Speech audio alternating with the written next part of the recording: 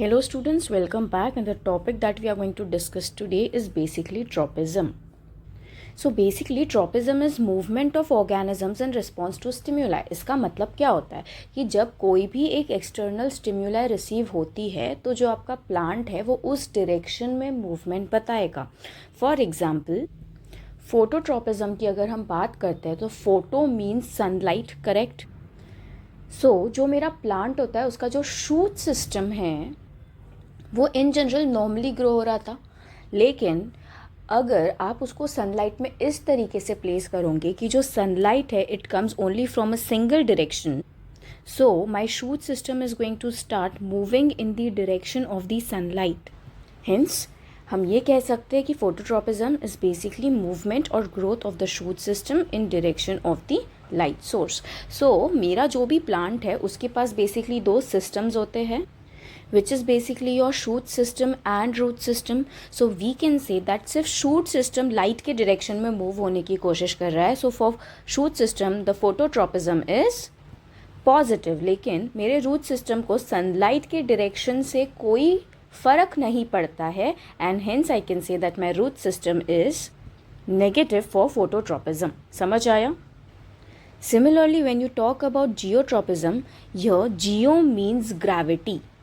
Hence, I can say that geotropism is basically movement of plant or growth of a plant in response to gravity.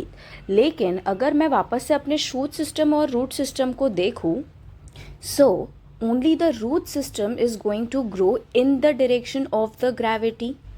But if I talk about the shoot system is growing against the gravity. So therefore, what can I say?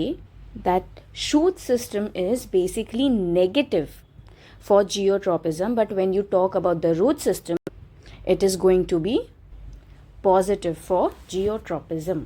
Okay, the next one is hydrotropism.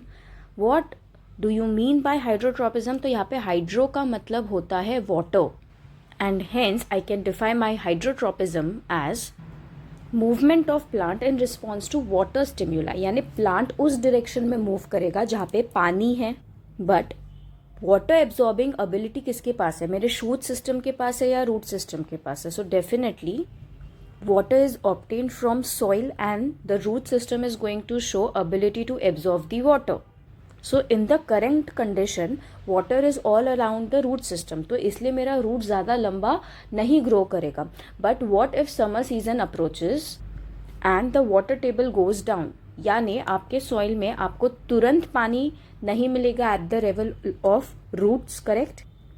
So now my roots are going to start moving in the direction of the water, और इसके कारण हमारे root की length बढ़ने वाली है. And hence what can I से? that my shoot system is going to be negative for hydrotropism, क्योंकि मेरे शूट सिस्टम को कोई मतलब नहीं है कि पानी कहाँ है, क्योंकि पानी लाना सिर्फ और सिर्फ रूट का काम है.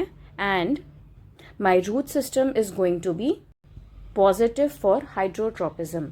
So with this I hope what exactly tropism is and what phototropism, geotropism and hydrotropism is well understood by you. Okay, let's meet in the next session. Thank you. For more such videos, do like and subscribe Twisted DNA.